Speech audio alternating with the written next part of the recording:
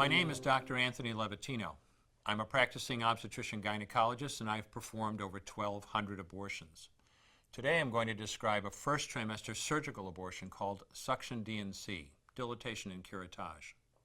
This is the most frequently performed abortion and is used typically from 5 to 13 weeks of pregnancy. After administering anesthesia, the abortionist uses a speculum like this. This is placed inside the vagina and opened using this screw on the side, allowing the abortionist to see the cervix, the entrance to the uterus. The cervix acts as a gate that stays closed for the duration of pregnancy, protecting the baby until it is ready for birth.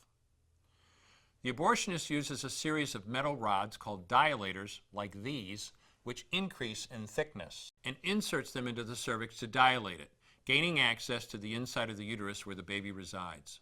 The baby has a heartbeat, fingers, toes, arms, and legs, but its bones are still weak and fragile. The abortionist takes a suction catheter like this one. This is a 14 French suction catheter. It's clear plastic, about 9 inches long, and it has a hole through the center. It is inserted through the cervix into the uterus. The suction machine is then turned on with a force 10 to 20 times more powerful than your household vacuum cleaner.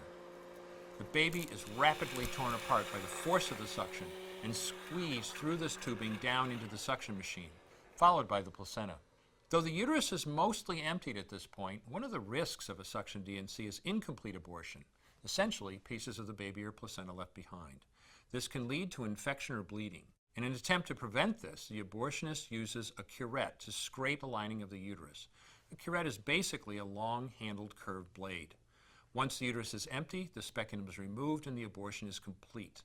The risks of suction D&C include perforation or laceration of the uterus or cervix, potentially damaging intestine, bladder, and nearby blood vessels, hemorrhage, infection, and in rare instances, even death. Future pregnancies are also at a greater risk for loss or premature delivery due to abortion-related trauma and injury to the cervix. As I mentioned at the beginning, I'm Dr. Anthony Levatino, and in the early part of my career as an OBGYN, I performed over 1,200 abortions. One day, after completing one of those abortions, I looked at the remains of a preborn child whose life I had ended, and all I could see was someone's son or daughter. I came to realize that killing a baby at any stage of pregnancy for any reason is wrong. I want you to know today, no matter where you're at or what you've done, you can change. Make a decision today to protect the preborn. Thank you for your time. I will no longer do any more abortions. When you finally figure out that killing a baby that big for money is wrong, that it doesn't take you too long to figure out it doesn't matter if the baby is this big or this big or this big or maybe even this big, it's all the same. And I haven't done any since then, and I never will.